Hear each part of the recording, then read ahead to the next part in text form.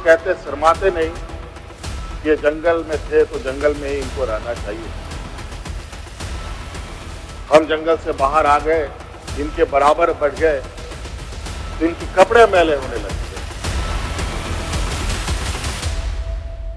चंपई सोरेन सरकार ने जीता विश्वास मत। हेमंत सोरेन ने केंद्र सरकार को दिया चैलेंज। झारखंड में विपक्ष का डर हार गया और चंपई सोरेन की सरकार जीत गई। आज झारखंड के नए नवेले मुख्यमंत्री चंपई सोरेन को विधानसभा में बहुमत साबित करना था। फ्लोर टेस्ट से पहले तक कई राजनीतिक दलों को ऑपरेशन लोटस का डर सता रहा था, लेकिन झारखंड में चंपई सोरेन सरकार ने विश्वास मत जीत लिया। 5 फरवरी को दोपहर करीब 2 बजे फ्लोर टेस्ट को लेकर वोटिंग हुई। चंपई सरकार के पक्ष में 47 तो विपक्ष में 29 वोट पड़े। इससे पहले चंपई ने विश्वास मत का प्रस्ताव पेश किया था। चर्चा के लिए करीब 1 घंटे 10 मिनट का समय निर्धारित किया गया था, जिसमें झारखंड के पूर्व मुख्यमंत्री हेमंत सोरेन के तल्ख तेवर दिखाई दिए। उन्होंने बीजेपी और मोदी सरकार पर हमला बोला। 23 मिनट के भाषण में हेमंत सोरेन ने केंद्र सरकार और बीजेपी को तीखे लहजे में जवाब दिया। उन्होंने कहा, देश में पहली बार किसी मुख्यमंत्री को गिरफ्तार किया गया है। लगता है इसमें राजभवन शामिल है। जमीन हड़पने के कागज दिखा दीजिए, राजनीति तो दूर, झारखंड छोड़ दूंगा।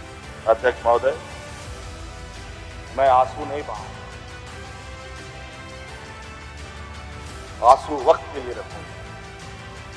आप लोगों के लिए आंसू का कोई मतलब नहीं। आदिवासी दलितों का, पिछड़ों का, आदिवासी के आंसुओं का कोई मोल नहीं। वक्त आने पर हम इनके एक एक सवालों का जवाब और एक एक इनके षड्यंत्र का जवाब वक्त आने पर बड़ी माकूल तरीके से दिया जाएगा। आपको बता दें कि इसी दौरान झारखंड हाईकोर्ट में हेमंत सोरेन की याचिका पर सुनवाई हुई। 9 फरवरी को ईडी की ओर से हाईकोर्ट में जवाब दाखिल किया जाएगा। 12 फरवरी को अगली सुनवाई होगी।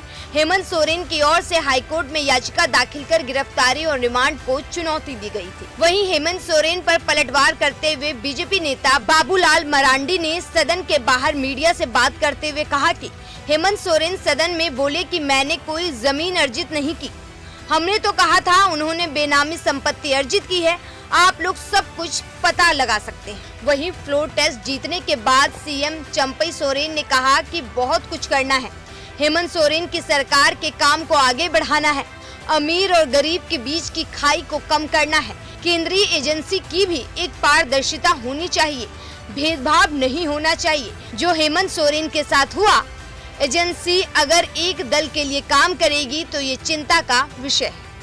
वहीं राज्यपाल पर हेमंत सोरेन के सवाल उठाने को लेकर झारखंड के राज्यपाल सीपी राधाकृष्णन ने कहा कि मैंने बिना किसी पूर्वाग्रह के अपने कर्तव्य का निर्वहन किया।